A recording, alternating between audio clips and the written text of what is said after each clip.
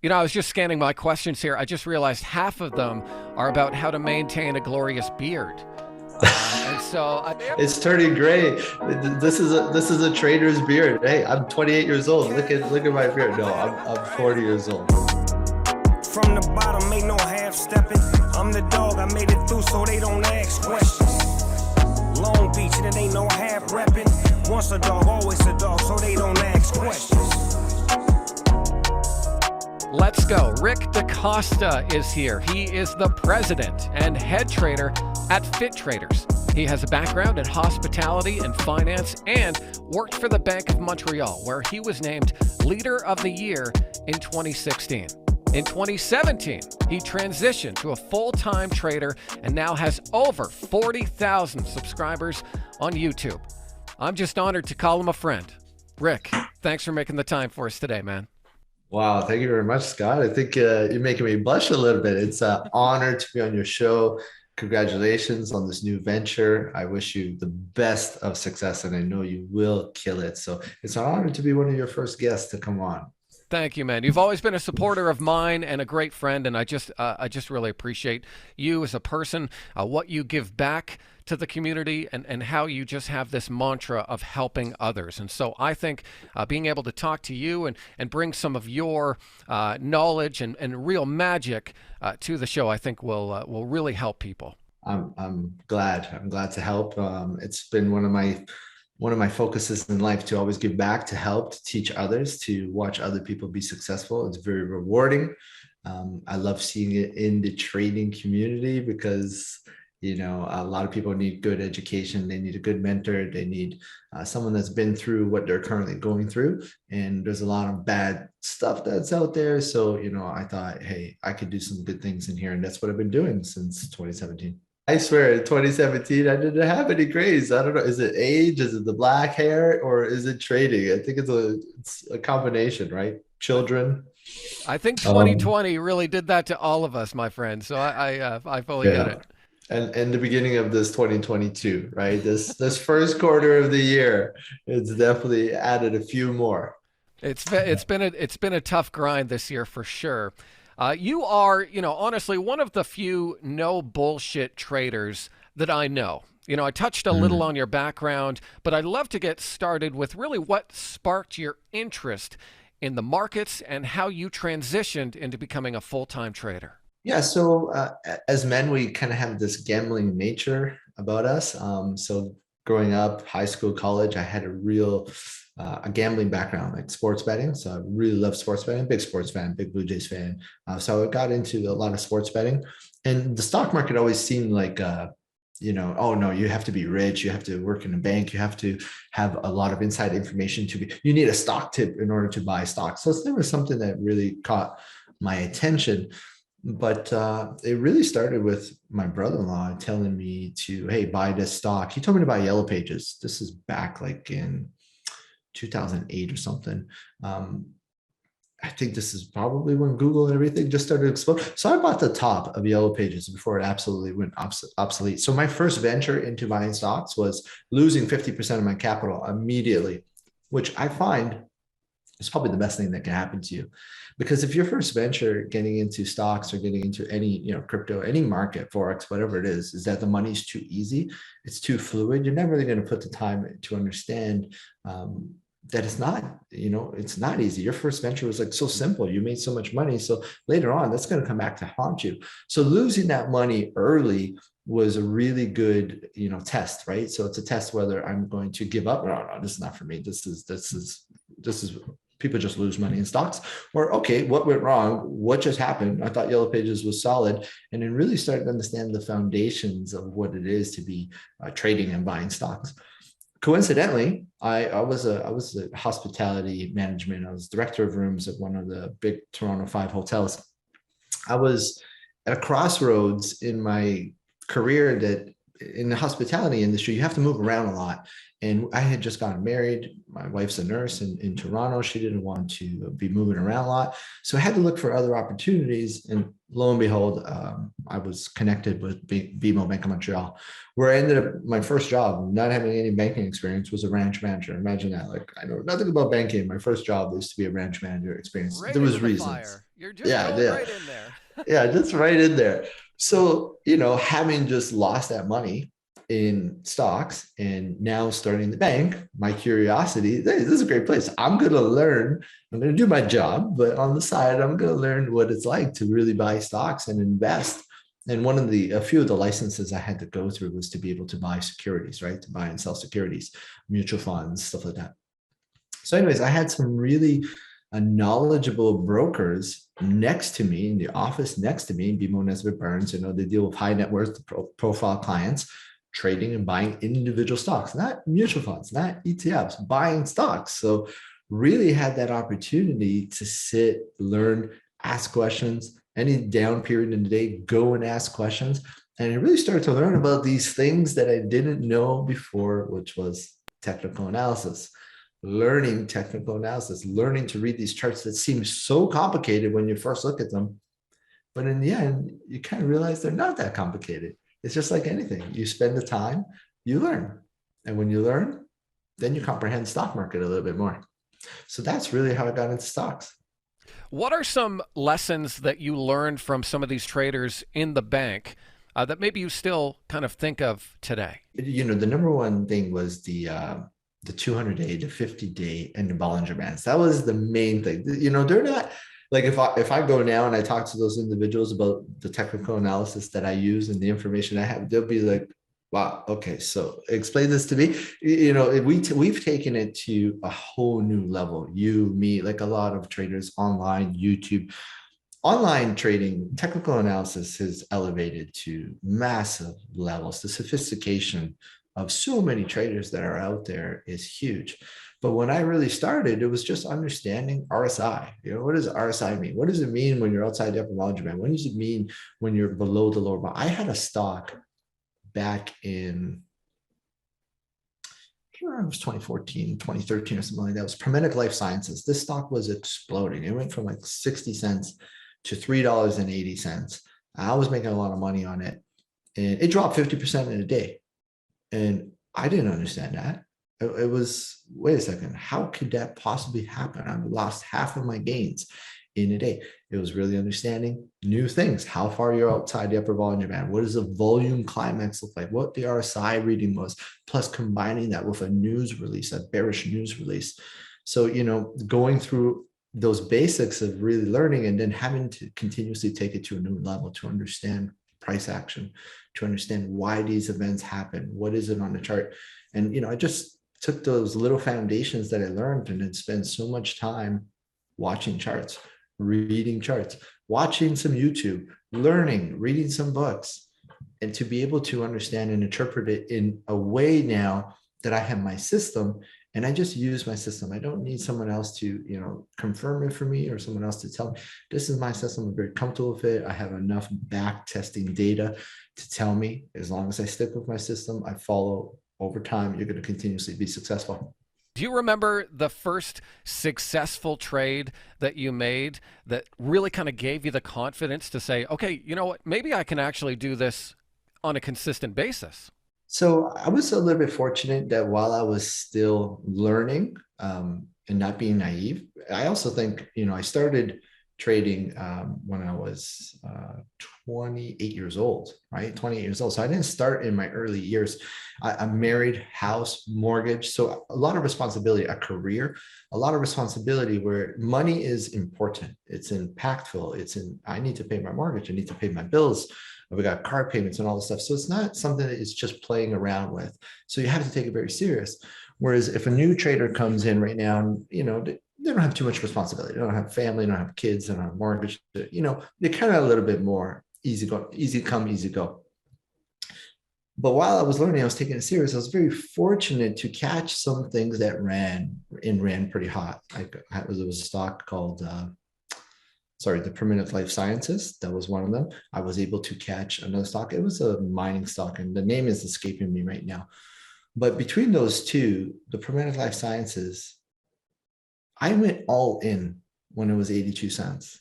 And I was able to get out mainly the big portion at a $3 range. So my account went from a small account to a substantially big account based off of one stock that went exploded.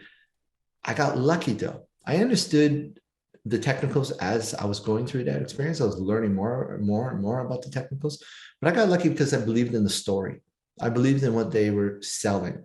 And they were selling was a lie. That stock is no longer existed. It's delisted. It's 0 cents. But throughout that journey, I started to realize I got to stop thinking about the story because we're being sold the story. And I got to start respecting what the charts tell me, because when we got that 50% drop, I was still able to get out much higher, but to understand why that happened. And then when I started to see it happen again, to be out. So that was the big where I made my initial bankroll, that now I had some size to get into the market and do things. And coincidentally, at this time, this is when the cannabis sector in Canada came along. And thankfully that I cut my teeth through some very volatile stocks. Up until that point, I was able to understand how to handle the volatility in the cannabis space. So anybody that was trading in the Canadian cannabis space at the time, they have a name that would resonate with them very well, whether it's Canopy Growth or Aurora Cannabis or Organigram, or what was the one that you used to really like? Hexo. Yeah. Hexo. Yeah, sexy Hexy. Yes, sexy Hexy. Sexy Hexy is like 10 cents now. I don't even know. Yes. I always say the biggest money in the market is when you believe in the story, right? If you could combine understanding the fundamentals, understanding the potential, and then incorporating good technical analysis, good risk behavior, good understanding of your own emotional intelligence while you're going to be in these trades, that's where you're going to make the big money. So, anybody that doesn't believe the story in anything that they're trading, it's just a trade. Right. So as soon as you got some profits, you're going to look for a sell signal. You're going to take those profits. And then you look back, like, oh my God, the stock continued to run, because you didn't quite understand the potential, the story, the magnitude of everything that was happening behind it. But we knew this in the Canadian cannabis space. And I would love to catch another sector, something like that, which is currently not really available in this market. I know the crypto market had it last year. When that happened, we're talking about stocks that ran from $2 to $80, 10 cents to $10. So constantly there was always opportunity. So the big ones at that time for me were Canopy Growth, was ACB, was T-God. There was a portion of TLRY. At that time, I didn't really catch that whole big run at that time because I was obsessed and focused more on Canopy Growth and ACB at the time. But those ones really changed things for me to be able to grow my bankroll and to grow my accounts to the point where I was no longer dependent on an employer. And at this point at BMO, I was a vice president of mortgages for GTD West. So Toronto, Etobicoke, Mississauga, Oakville, very big region. It was a really great job, big job. But, at this point, you're still working for somebody. And during my time in the role, there were some moments that I was tied up and I missed some opportunities in the market that I knew were clearly there. And it cost me a lot more money. I'll never forget this one time I was sitting in an office and there was a investigative security investigating one of my employees.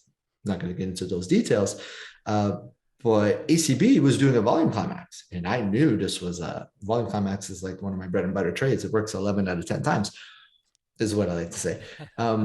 I knew this climax was going to happen. And ultimately, it was about a $50,000 miss in terms of what I would have done and what I could have capitalized on, because I was caught in this meeting that I could not get out of. And I sat there at the end of the day and I'm watching somebody else get investigated for something that they're doing. Now, I'm making my salary for this day, but I'm missing out on all this opportunity. So there came that crossroads of, I like what I'm doing. I'm leading people. It's a great job. It's a great career. But I think I have a calling in here that I could really capitalize on in this current market environment, which was what we had in that cannabis space. So long story short, it really started with PLI. And then really that Canopy and ACB explosion was fantastic. Yeah, our stories are very, very similar. Canadian markets are very heavy into commodities and a lot of these speculative assets. And maybe you can touch on a little of that, of just what it's like to be a Canadian trading, because in Canada, we can have these massive sector runs, and we're kind of seeing that right now when it comes to commodities. But as soon as that drops off, it's pretty slim pickings. And so we are forced really to then look south and focus on a lot of American growth stories and stuff like that. So how do you kind of balance that that kind of dichotomy that we as Canadian traders kind of live on a day-to-day basis? Never bet against America. The money is in America, right? The US stock market is absolutely where everything is. To further go on, what happened after PLI, CGC, ACB for me was Tesla and Apple. There was a couple other stocks like VFF in the cannabis space, which was also really good. But then it became Tesla and Apple. In 2017, when I decided to go full-time, 2018, I ended up meeting a lot of traders online through various communities, online trading communities. And one of the common feedback was you should really be doing your own thing. You should really be teaching people and taking that time to educate people. And over time, I kind of started to listen, and I went on Instagram and I started to record my screen on Instagram, just my personal Instagram. I would grab my phone and I would just record my screen, and I was talking about what would happen in stocks. And then I didn't realize how many people that were following me, like from a personal friend level, would be so interested in this. A couple of days later, I started the business Instagram, which was just, it was called Rick's Trades at the time. And by the way, I got Rick's Trades because you were called Scott's Trades. And I said, well, Scott's Trades sounds pretty good. Let me go call it Rick's Trades. So then I did Rick's Trades. And then eventually we blew into YouTube, and then, changed it to Fit Traders. But while we were doing Fit Traders and our community was growing, it was a mainly cannabis pot stock focused community, because that's where all the money was in Canada. But that died, and we saw it dying. We saw the run up to the legalization date, and then it capped off, like it blew off, and that was it. So while it was going down, I had to change my shift. I had to change my focus. We had to shift to what's opportunity that's out there. Well, guess what? Basically mainly our community at the time was Canadian traders, because it was all mainly focused on the Canadian pot stock sector. I started shifting all my YouTube and all my analysis to US tech stocks. We started focusing on Apple, Microsoft, Amazon, Nvidia, of course, Tesla, because there was no money left in that Canadian space. And with a little bit of a bankroll, you want to be able to play stuff that moves a lot and has liquidity. And that's where you want to get into the US stock market. So that's where my behavior completely shifted, and I've never shifted back. Now I have a Canadian account. I have a Canadian RESP account for my kids. So every now and then I'm trying to find some form of a Canadian stock that's really going to get hot. Last year was the Score, which ended up being bought out by One Bite Pen, which exploded. So that was great. But right now I don't really have anything in the Canadian sector. We have some members in our room that are really focused on Canadian stocks. So every now and then they'll point out things, but mainly my focus is big tech. Obviously, what's happening in the US stock market, the big board, focusing. I don't focus on penny stocks. I just think it's too, everything's manipulated, but technicals are going to respond very well to the big board. You can play the option chain. That was another thing we gravitated and ended up shifting to, which was the option chain, to be able to play these big board names. But yeah, I do not, long answer is I don't spend too much time looking at the Canadian market. I had to make that transition as well. And I think you really touched on it, the liquidity. I want to be able to get in and get out, and I don't want a major spread between the bid and the ask, because then it's slippage. And so, yeah, when your account grows to a point where the slippage makes a difference, you're really kind of drawn to those high liquidity leaders. Oh, yes. I was trading with a BMO Investor Line account, and I remember making a big entry market order on a Canadian stock, and slippage was a wake-up call. Wow. So I started this trade essentially down 5 figures just by doing the entry. Wake-up call. Yeah, you can't do this in this type of environment. Why? Okay, now I learned, now I understand. Okay, we're never going to do that again. But you try and do that on the big board, on anything in the big, you get filled out market, you get filled on the ass. It's much easier. It's easier to play. It's you don't have those concerns. Whereas, I was talking to an individual today about a stock in the Canadian market, and he was telling me it was going to go up on earnings. And I was looking at the chart and I was like, oh, this sounds pretty good. The chart kind of has got a really nice pattern. It's trading at about $2.10. Something this chart might go to $3, especially based off of the information you were saying with earnings, getting an earnings run up. And I was like, you know what? I'll go put in $20,000 today. So I'll buy 10,000 shares. And, I like the pattern. I'll hold this for a couple of weeks into earnings. And then I looked at the volume. It was 4,000 shares at lunchtime. I was like, oh, why? I can't. I actually cannot participate in this, right? Because who am I going to be? I'm just going to be putting myself at a deficit trying to get in. Now you could try and layer in, but I'm going to have a problem later on. How am I going to scale out of this trade? What if the chart actually flips and I'm reading it wrong and it gives me a bear reaction? Guess what? I can't sell my 20,000 shares and I'm down, so can't do it. So that stuff doesn't really interest me. I got to be, somewhere where I know the liquidity is best. I know people don't really like trading against algos or with algos. I do. I kind of like their price action behavior. It's a little bit more predictable than relying on a retail trader to come in and buy after me. I don't have to worry about that with the big board. Is there a handful of stocks that you look at on a daily basis? You kind of named some of them, some of the major, I call them TMLs, true market leaders. Yeah. Is there, a list of stocks and you're like, I'm checking these every day? Yeah. So currently it is Tesla. It is Amazon. I'm just looking at my board right now. Facebook, Airbnb, Roblox, PayPal, AMD, Apple, Google, CCJ. There's a few others, but mainly, I love Ford. So Ford's been really good to me over time. It's not on the board right now. It's just because where it is in terms of its consolidation. And then, of course, the market, right? Being able to trade the market. I don't trade futures. It's just mainly if I'm going to trade the market, it's either going to be done through options or, going to use a 3x leverage ETF against one of the market indices. But that's currently the board. I think there was one more that I might have missed in here. We're watching Oxy and Square and Facebook as well. I think it's really important, Rick, what you're talking about, because I believe as an active investor, everyone should have their list of go-tos where if they don't look at anything else, they're at least looking at this one list of true market leaders where there at least may be one trade a day that you can make on those stocks. Yeah, sometimes we could spread ourselves too thin, right? And I am spread pretty thin myself because I do have a lot of charts that are up. Too much information could cause analysis paralysis. You really got to have a game plan and understanding what you're going to anticipate for these names and then execute them as they come along. When you're starting trading, you shouldn't have 16 charts up on your board, right? You shouldn't be going through 16 names and looking for those opportunities while you're learning. You really got to understand the movements of the individual stock that you should focus on. Focus on it because you believe the story, you like the fundamentals, but it's acting well. It's paying, right? It's going up. It's not going down unless you're a bear and it's going down.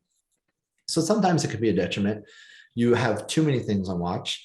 And then once it goes, you kind of lost sight of it because you were focusing somewhere else. And now the name that you're focused on is not moving.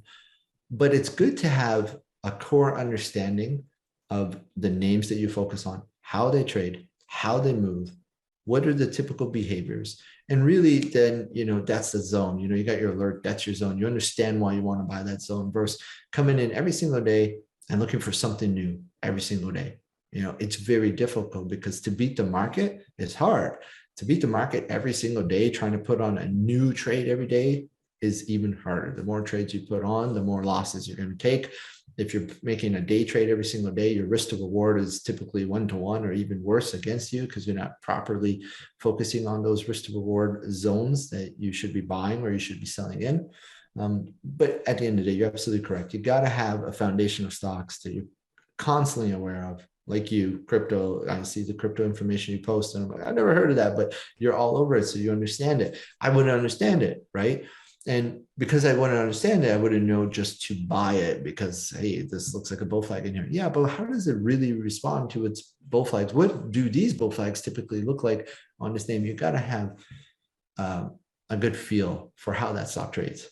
How would you describe your trading style and process? And then maybe also talk to me about the importance of developing your own style. You kind of touched on it a little, and you said, well, this is for me, this is for my style. So how does a trader develop their own style? Yeah, the number one thing developing your own style is time in the market. So the time that you have sitting in the chair and trading is really going to teach you who you are, what you're comfortable with. You could be influenced by so many other traders that are successful or posing to be successful, but they're doing things that you're not comfortable with. It's not something that I'm going to do. So you want to swing overnight weeklies, big position, and show people you hit 6-figure, 7-figure trade. Well, I'm not comfortable to do that, overnight, unless it absolutely was in my wheelhouse. It was my setup, and I believe this is going to work out, but my risk is still going to be manageable. Over time, you're going to find out the kind of trader you are. You're going to deal with all the emotional struggles, your hope, fear, greed, regret. Those experiences in any trades that you put on are going to make you realize, this is the kind of trade I like to take. I will take this one. Mr. or Mrs. over here, who's a really good trader, is liking this type of trade and it's worked for them. You know what? It's not my style. It doesn't work for me. They might get paid, but I'm going to sit here. I'm going to be uncomfortable. And if I'm uncomfortable in the trade, I'm likely going to react irrationally. I'm not going to react the way I should and let it develop. Over time, I developed my system. It's really using the 8 exponential moving average. It's really using Fibonacci's and understanding a couple of trades that really work out, whether it's a volume climax, whether it's pattern breaks, using triangles, using head and shoulders, using bull flags, and then understanding the Fibonacci zones, which is something that I highly use and I highly recommend understanding Fibonacci zones. So, over time, you're going to escalate it, elevate your knowledge base even more. I used to just look at support and resistance, and then I incorporated the Fibonacci levels, and then incorporated understanding what's the difference between a support and a resistance versus supply zone and a demand zone, where the buyers are going to line up and the sellers are going to line up. So over time, you're going to find out who you are and what works for you. And once you have it, once you work for it, you never argue with your system. Stick with your system because you've back tested it. You've gone through it. You've learned through that system. Most traders, they have these problems because they're kind of just like, oh, let me go trade this way. Let me trade the Bollinger Band theory, or let me go trade penny stocks now, or no, I got to learn how to do Elliott wave, or no, I got to use the Y crosses. And they're always all over the place, and they don't have anything solid because they don't have enough experience just using one and testing one system out. As soon as any system becomes a little bit difficult because the market conditions change, everybody looks to try and change their system or change who they are, not recognizing that it's the market environment. You just have to adapt to this new market environment. You might not be able to get big trades in this market environment. If you're a bull and it's a bear market, well, guess what? Your windows of opportunity have shrunk. They're still bull trades, but they're much smaller. So what does that mean? Less trades, less size, less swing positions. Capitalize when you see those opportunities there. So, to answer the question, it's you gotta have time in the chair. You gotta go through these experiences. Learn who you are as a trader. What are you comfortable with? And really own it and accept it. Let's talk about the current market conditions. How have you been navigating this market? It's been a tough year. So talk about how you've been successful, maybe some mistakes you've made, and then what you kind of are thinking into the next quarter. Yeah, so I would say as a bull, as you can see, I pronounce myself as a bull all the time. I'm always looking for the bull trade. I'm always looking for the bull scenario, to a fault that sometimes you miss the tops. You miss those consolidation periods. You miss because you're always thinking in one direction, right? I do like that method better, sticking with one direction, because if you're constantly flip-flopping, you're constantly struggling to time the top, time the bottom, time the top, time the bottom, and it becomes a grind. And this business is already a grind. Every single day, it's an emotional challenge. You're getting feedback every single day, good feedback or bad feedback. And too much feedback every single day is overwhelming, especially if it's constantly in one direction. So if you're constantly getting bad feedback, you're constantly losing trades. It's bad feedback. It's like when you go to work, you have a job, your boss gives you negative feedback. Hey, you didn't do a good job here, or you're in customer service business and the customer's mad at you, or you get disciplinary action, you don't get a raise. Those bad feedbacks, they probably happen once a month, once a quarter. I mean, if you're a good employee, it should never happen. But when they happen, they don't feel good, right? It's a negative feeling. You go home, you talk to your wife or your husband about it, and it's a negative feeling. And generally, your reaction is to fight back on it because it's not something you encounter all the time. In trading, we get this every single day. Every day we show up, we either did a good job or we did a bad job. And I find that if you're constantly flip-flopping, then you're really going against the grain all the time versus letting something develop. So in this market environment, it hasn't been my market environment. This is not a scenario where I will thrive in. But I have a theory that I teach people, not a theory, a method that I teach people, and it's my staple. It's protecting your higher low. What protecting your higher low? People think about a higher low on a chart. I'm talking about your higher low on your P&L. I'm talking about protecting your capital and understanding that you're going to get to a certain point where you need to take a break. You need to stop and understand, market conditions have changed.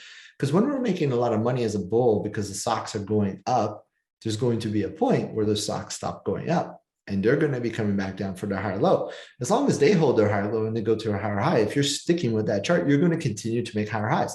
As soon as that chart reverses, you made money on it the way up because you were playing it bull, and all of a sudden it's going down and you're giving back money. Well, guess what? What you were doing before is not going to work right now because this market is in a consolidation market. That's where I really shut down and I get protective. I get into this, okay, I'm going to protect my higher low. I understand the market conditions have changed. I've given back money. Naturally, as a bull in this market, you should give back some money. That's natural. If anybody holding a long portfolio has given back money, that's natural. And it's okay to accept that because it's not always your time in the market. So what we've seen in here has been a pretty dramatic pullback. And we've got a lot of news that's causing, some significant noise, frustration, or fear, fear, uncertainty, and doubt, some FUD into retail traders. We got Russia, Ukraine, we've got inflation rates.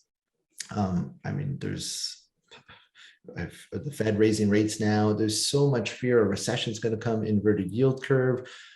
All of this noise really gets you distracted and thinking in one direction and stop focusing on what the chart is actually saying. So I like to gravitate back to what the chart is saying. And there's been a lot of opportunity from the bull side recently because the chart actually told us that. The chart, when it had its original bottom in February, it did a volume climax on that day. It then came down and gave us a bullish divergence low, which will typically mark a bottom. We went back up. We came back down near the FOMC because everyone was anticipating FOMC to raise rates and continue to further drop it, but the market was hedged and it's caused this violent rally back up. I was a believer 3-4 weeks ago doing videos on, I believe the low was in, and we came back and almost tested those levels and there was a buy zone down there. But I figured from there, we would be able to push back up. Now we're going to go back to an all-time high, or we're going to do a behavior like we saw in 2018 when the Fed raised rates in 2018. And we had this W pattern and we had a triple top. That's kind of where we're going right now. And we're going to see that reaction in there. But we've had a massive run off of the bottom. There's a lot of FOMO off of the bottom.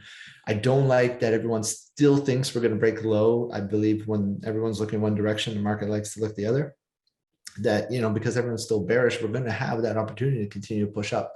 I think there's going to be a lot of opportunity still in individual stocks, but there's some significant chop on the horizon. The more we come off the bottom in the manner we are, I'm going to be looking for another long period of consolidation, but it doesn't mean new lows. It means probably a choppy first half of Q2 is what I'm looking for. And I think you really touched on some important points there, Rick, because so many traders can say, I need to be long and short. I need to play the ups. I need to play the downs. I need to get every inch of every move.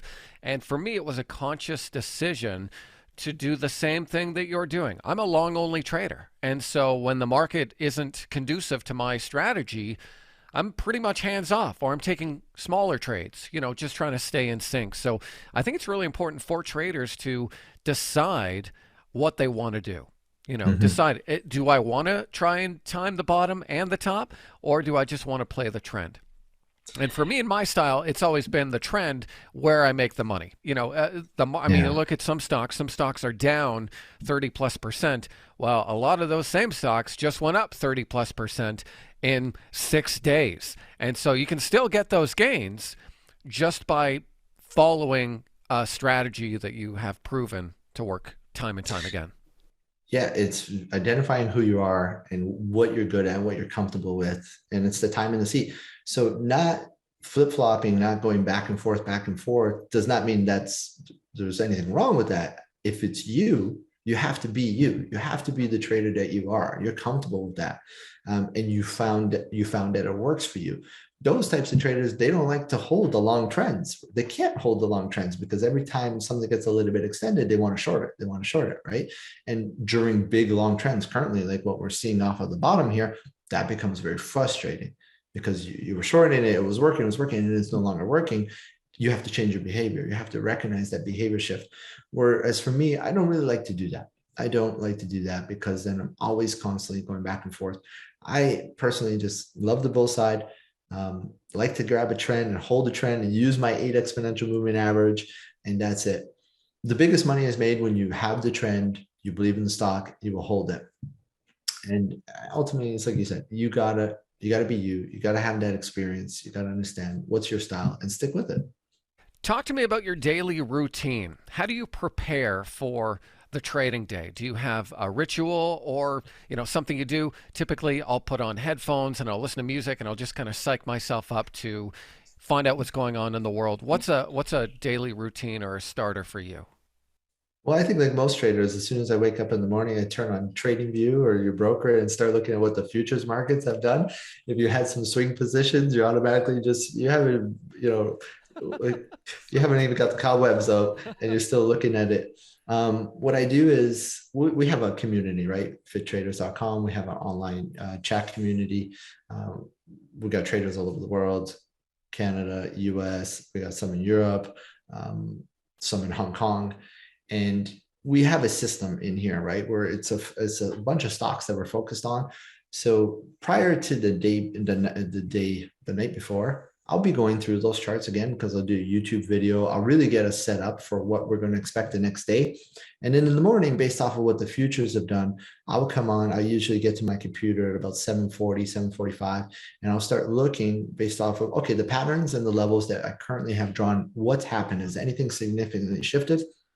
And then I'll go through my watch list, and I'll look at what are the expected opportunities for those names today. Is there going to consolidation pattern? Is today a breakout day? Is today, no, today's going to be a bear day. Just sit there and watch. And I'll go into my community and I'll put them all out there, right? And I'll just go through the entire list. And here's what I'm looking at. Here's what to expect. Here's the opportunities. Here's a caution. Here's a whatever, like whatever we're going to look for today. And then the bell rings and, everything, okay. Oh, okay, let's see what's going to happen. I usually like to give the market 15 minutes to see, because those first 5-10 minutes is usually, okay, it looks like exploding. What happens when it comes back to the 5-minute ADMA? Let's see what happens from there. And then really to understand, well, if I'm already in a trade, then it's a little bit different. But just see how that's going. I update the community as we go along, spot out any opportunities. And then about lunchtime to 1 o'clock, I go live and we do a Zoom live session.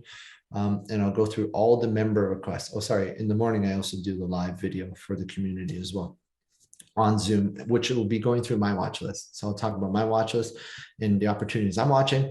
And in the afternoon live, I go through all the community's watch list, everything that they want to look at, everything they want to talk about, and then finish off the trading day. I'm like full-time dedicated. I'm here. Like I'm present. I sit at these computers a little bit too much. But yeah, I'm here. And then at the end of the day, I will recap what I've seen and go on YouTube, do a recap video based off of what I've seen and what I think is going to happen and what's the most likely scenario for us in the next couple of days. I don't try to predict a month or 2 months out. I like to try and predict what's going to happen in the next few sessions, which could lead to, a longer path of where we might be going. So it's a busy day. It's a lot. It's staring at the screens a lot. And this is a caution for a lot of people. The more you stare at the screens, the more you burn out. the more trades you put on, the more you chase things. So you really got to have game plans. You got to be prepared, and also recognize that this is an addiction, right? Trading is an addiction. Gambling is an addiction. Making money is an addiction. Losing money, trying to recover. It's a gambler's dream to break even once they lose money. The same thing happens in trading. As soon as they start losing money, they're over trading, they're oversizing, they're overcompensating to make that money back. And you really got to recognize that addiction and give yourselves breaks. Give yourself time away from the charts. Understand it's okay to miss some things. You're going to miss some opportunities. Let it happen. It's good for you. It's good to rejuvenate. So you talk about ritual. I play music, and the only time the music's not on is if I'm live or I'm here with Scott. Music's playing all day. And yeah, that's pretty much it. Like, have a coffee with my wife and just relax. And if things are going good, I might be dancing a little bit. If things are going bad, it might just be, okay, time to take a break. I remember one time I DM'd you or something, or maybe you DM'd me, I don't remember, but we were talking about slow music. And one thing that can happen is if a trade is going really well, you can find yourself getting really excited and kind of, if you're staring at the screen all day, kind of make a decision when you don't need to make a decision. So music for you is something you use to psych yourself up, but also I think is really cool, something to kind of calm yourself down. Yeah. It was Adele. I was telling you, we got to listen to Adele when things are going so well. Listen to some Adele or some Miley Cyrus. Just relax a little bit. Okay, Miley Cyrus, like country music, right?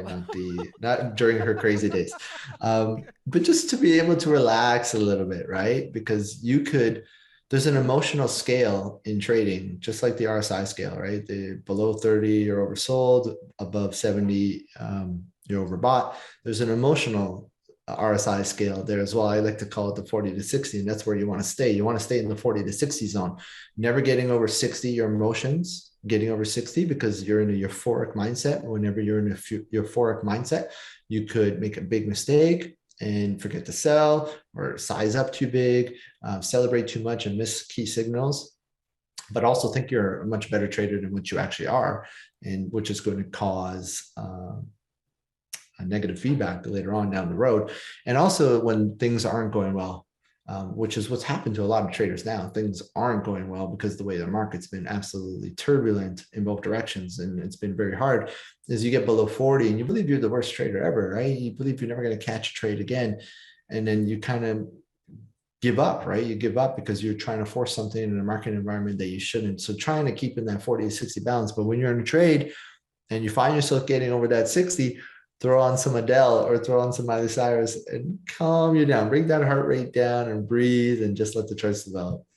No, I think that's really powerful. I think for a lot of people, finding strategies to use to manage those emotions, especially for active traders, is really important.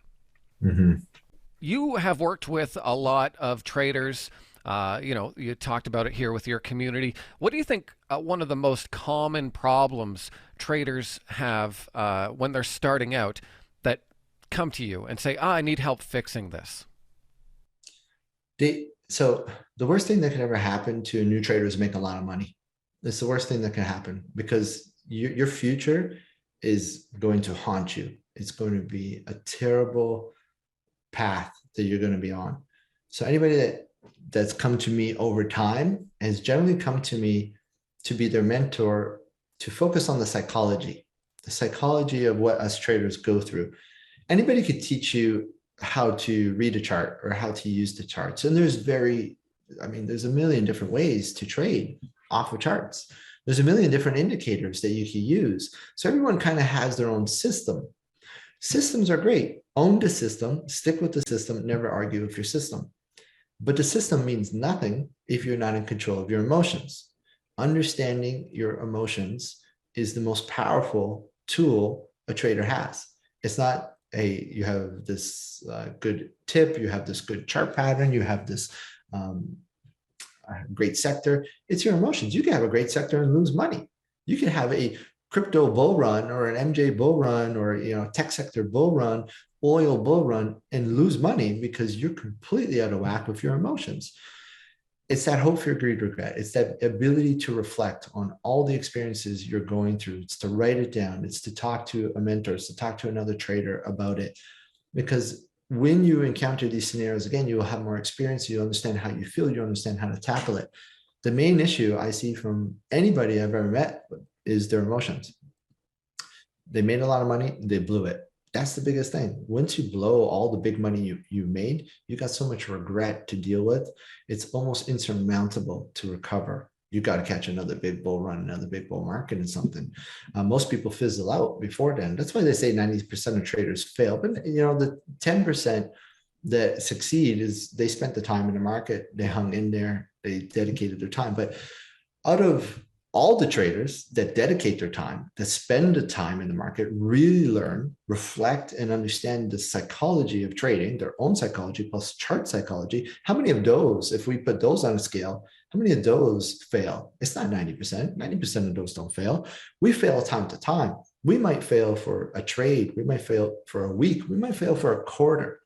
But over time, because we're in it for the long run, we understand it's a marathon, it's not a sprint. We understand our system is not going to be applicable in every market and will adapt. We will be successful. This is what new traders struggle with. They don't understand this. And you can't learn it just by somebody telling you it. You can't learn it by reading Trading in the Zone by Mark Douglas or The Disciplined Trader. You will learn, okay, I see what these people are saying. I've done this before. I've spoken to hundreds of traders, coached them over and over, but they need to go through the experience themselves.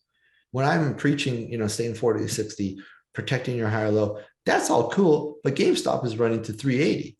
I need to be all in here. I need to make all that money, right? And then later on, after that big blow up and you go through that huge psychological battle and you lose it all, now you understand the marathon versus sprint. Now you understand the psychology of protecting your higher low.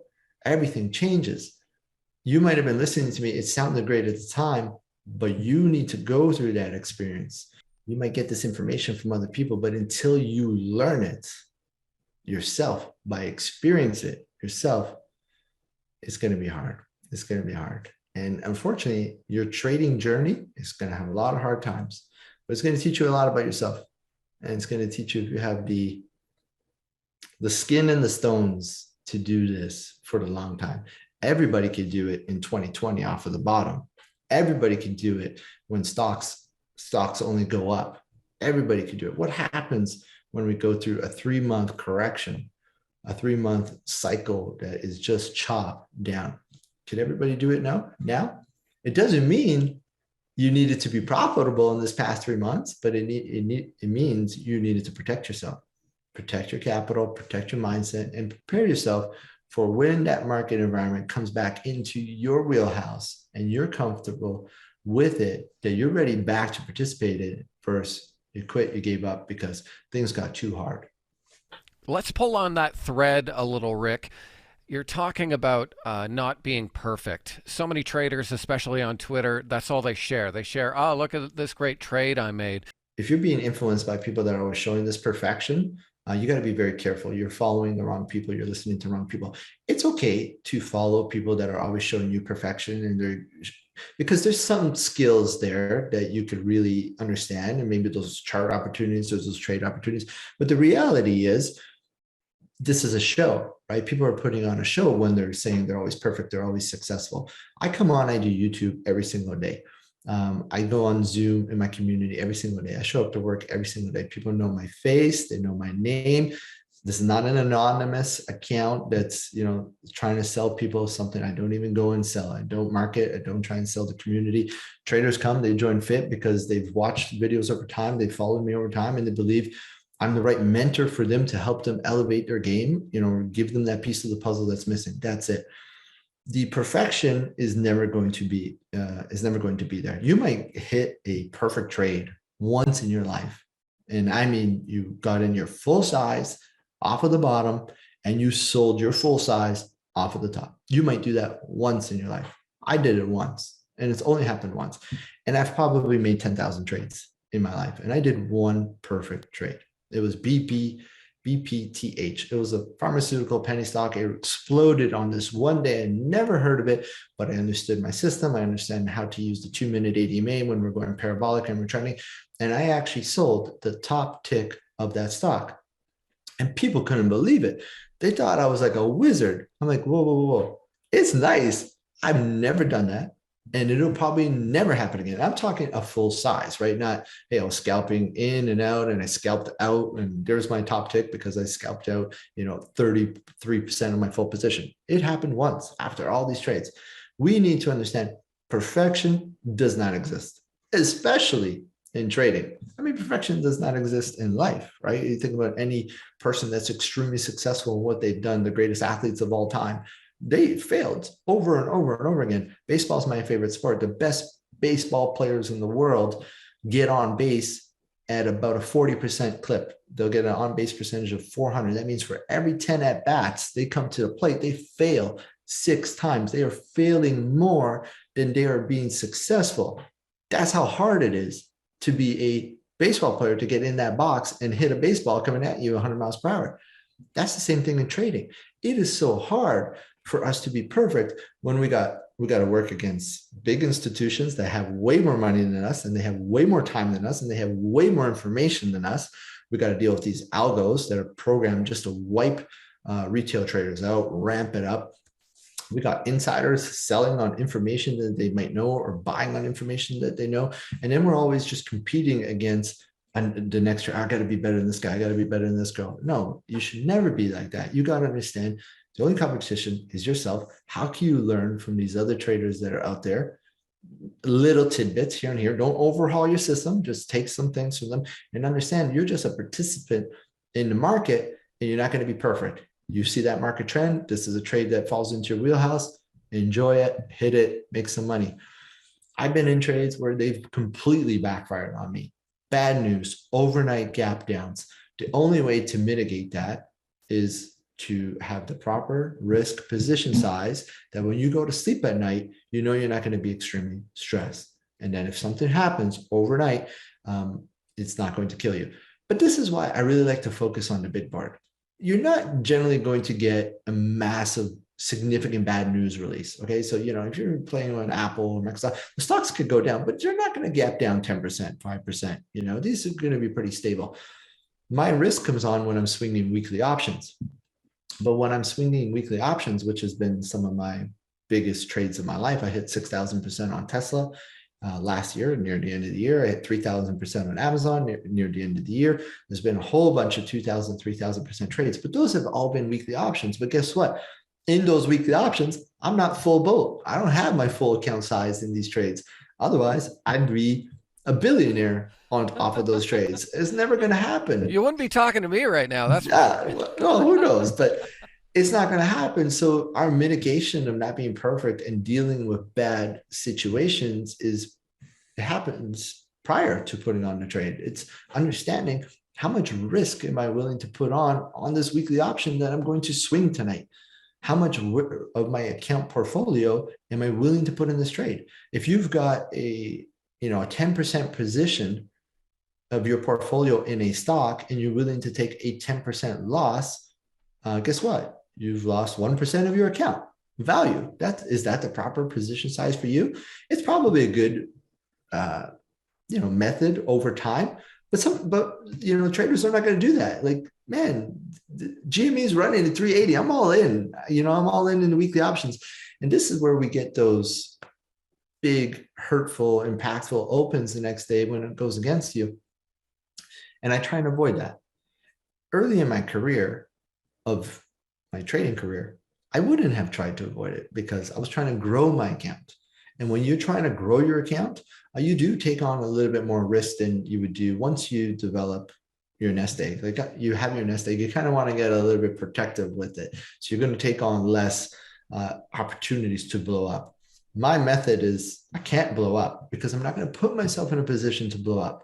I could take losses. I could take 10 losses in a row. I could be wrong.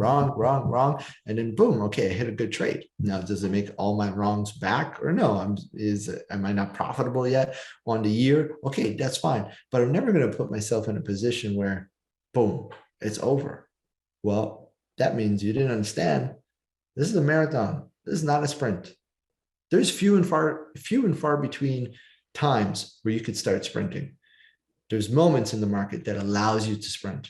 And that's what I call patio season. And when you're in patio season, you got to enjoy it. It's here. It's so visible. You buy and you hold. You swing 10 stocks. You play weekly options, all kinds. When we have that environment, you take advantage of it. If we don't have that environment, make sure you recognize it. You don't trade that way. You understand it's the long game. Press into your winners and pull your weeds, right? Anything that's working and giving you a nice gain, okay, maybe I'll lean into this a little more because the market environment says that I should lean into it a little more. And that's how I've always liked to trade. I always like to feel like I need the market to pull me in. It's got to suck me in. And if it does, then okay, I'm going to ride that. But, obviously, it's a rare situation for that to happen because everything needs to be going on all cylinders. And those times happen, and those can be year-making times. But I think you got to wait for that. And what a lot of people want to do, that I see, is they want the big gains every day. I need to make 1,000% every day. And if I'm not doing that, then I must not be a trader. Yeah. And we're influenced by other people showing us these things as well, right? Look, I hit 1,000% here. I hit this. I hit this here. You feel like that FOMO, you're missing out and you're not as good as these people. But you said something that's very important is that pressing into your winners and then pulling the weeds of those losers. That's not what happens though. Retail traders don't do that. They sell their winners too quick and they bag hold the losers, or they average down to the point where you're holding Zoom from 550 down to, I don't know what it's trading at right now, but all of those stocks, like if you think about ARC stocks, people hold, or they add to it. They put good money back into a further bad position. And that's the biggest challenge, is people don't understand how to hold winners and to get rid of the losers and accepting defeat, accepting a loss, because those losses could get a lot worse because you're not understanding the trend has changed or the trend is working against you. So that's a big thing to really understand that. Most people, they don't sell too early, hold too long. And that's a recipe for burning out and failing in trading. Rick, you have one of the slickest trading setups that I've ever seen. It's been featured many times by the fine folks over at tradingview.com. Could you walk us through, in your mind, what traders should have for a trading computer or a trading setup? Yeah, so I would say start small and work your way up, right? Understand how much information you could take on and how much information you actually need. If I wasn't, running a community and looking for numerous opportunities and watching numerous charts for a lot of people, right? Because I like to focus on things I know the community is focused on. I wouldn't have two 49-inch monitors. I have two 49-inch monitors, and I have a vertical monitor over here, 35 inches or something like that. So I have three, right? It's a lot of screen space. It's a lot of space. But again, it's information overload if you don't know how to handle it. This current office that I'm in right now, I've been in this home for 5 years. This is a home office. I started in here. I have a picture. It's so funny to look at it from today to where it was. It was just a laptop. Simple, just a MacBook. It was a laptop. And, I was looking at 4 charts at that time, and that was it. I had my phone for anything I wanted to do on Twitter, and chat room that I was in to use on my phone as well. That's a good place to start, because if you believe the best way to start is to grab two 49-inch monitors, it's way too much information. You don't have the experience, the screen space to understand how to deal with all that. So I say work your way up. If I was to say, hey, you want to be a real trader, you want to get a good monitor to have some good screen space, get one 49-inch ultra wide. You can have your chart, you can have your broker, you can have whatever it is that you're also watching, whether it's a chat room, whether it's Twitter, or whether it's Wall Street Bets, whatever it is, that's enough. You have that space to get a nice space for your chart, nice space for your broker, and some other information that you're using. 2 charts, 3 charts to start, and then work your way up. But don't think a bigger, better setup means bigger, better profits. It could actually work inverse and work against you, because your head's on a swivel and you're watching too many things and you end up chasing everything. Traders like to buy when things are already near their highs. They don't like to buy when they're down at the lows, because that's the emotional state, the euphoria state. Oh, this is looking really good. It keeps on going higher. You're getting near the end of the cycle.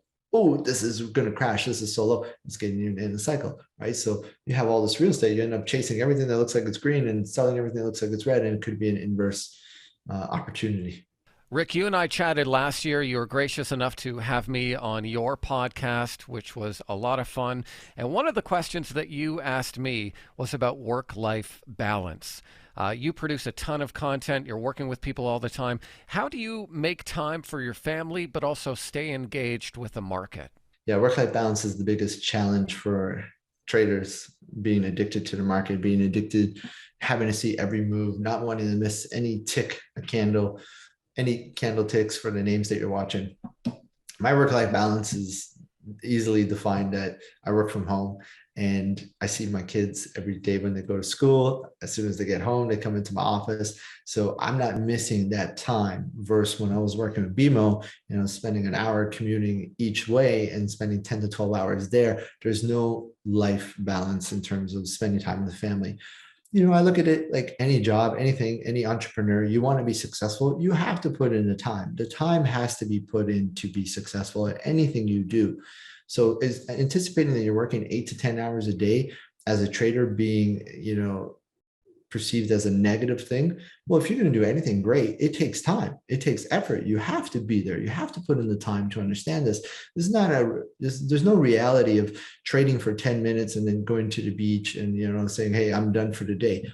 That's a lie. That's not true. That's not how the market works, especially if you're going to make big gains, because if you're going to make big gains, you're not doing that in 5-10 minutes and then you're done for the day. You could do it once in a while, you hit those trades, but the big runs are letting charts develop, letting time develop, and being in those charts and scouting those opportunities. So my work-life balance is I spend 10 to 12 hours at the charts. Yes, it's a lot, but that's what I believe it takes to be successful at anything you're doing. It's putting in the hours. It's putting in the time. You think about the greatest sports athletes of all time. You think about like Michael Jordan. Michael Jordan wasn't showing up at game time to score 30 points and hang a banner. It was all the work he was doing before that you don't see. It's the pre-work, it's the after work. It's coming to the gym at 4 o'clock in the morning to practice before your team practices at 8 a.m. It's putting in that time, that reps. That's what it takes to be great. It's to put in the work. And the only way you can put in the work and put in the time is you got to love what you're doing. And if you don't love what you're doing, if you show up to work every day and you hate it, then you're not going to put in that time. You want to do an hour and get out. I don't feel that way. I do love this. It's probably crazy. You have to have a little bit of psychotic behavior in you to love trading, but I do, even through the ups and downs, because it's a challenge and I'm challenging myself every day to get better. But once the day ends, I finish my work, I open this door, I'm with my family, and there you go. Shut it down. Time to be. My kids don't care what happened in Apple today or Tesla today. They want to go. My son wants to go play baseball. He plays AAA baseball. I'm a coach. I'm the coach on that team. That's something we do on the side. I like smoking cigars. I like drinking wine. Probably not the best two behaviors, but it's one of the things I like to indulge in. And long story short is to be successful in anything, you got to put in the time. There's no such thing as, hey, I trade for 30 minutes a day and I'm done. Yeah. Okay. That's a lie. Love it. Well, Rick, you've been so generous with your time. I really appreciate it. How can people get in touch with you? Well, you can follow me on YouTube at Fit Traders. It's only one T, so FITRADERS. You can check out all the content I have on there. You can also follow me on Twitter at Fit Traders Rick. Those are two places to find me. Also on Instagram. Instagram is a little bit crazy because there's a lot of people that are pretending to be me. So you got to make sure it's the right one. FITRADERS on Instagram. I'm more active on Instagram than I am on Twitter. But I am on Twitter. So you'll see I got about 7,000 followers on Twitter, about 17,000 on Instagram, 40,000 on YouTube. Also, if you want to come check out our online trading community, you can visit the website. fittraders.com. If you want to come check us out, feel free to DM me, shoot me an email, hit me up on Twitter, Instagram, check out the videos on YouTube, leave me a comment. I like to get back to everybody. We're a niche community, but I believe the content and the information that I provide and our community provides is top level class. This is not your regular online retail trading community. No pump and dump. Real. We focus on the big board. We focus on the real trading journey, and we go through it together. Well, thank you very much for your time, Rick. I could chat with you all day, man. It's so good to connect again. Let's do this again soon. I appreciate you having me on. It was a great experience, and I wish you the best of luck on this podcast. I know it's going to blow up because you have everything that it takes to make this successful. Your personality, your demeanor, your experience, your knowledge, you're going to kill it. And I look forward to watching this blow up. Cheers. Thanks, buddy. Take care. From the bottom, ain't no half-stepping. I'm the dog, I made it through so they don't ask questions. Long Beach, and it ain't no half-repping. Once a dog, always a dog, so they don't ask questions.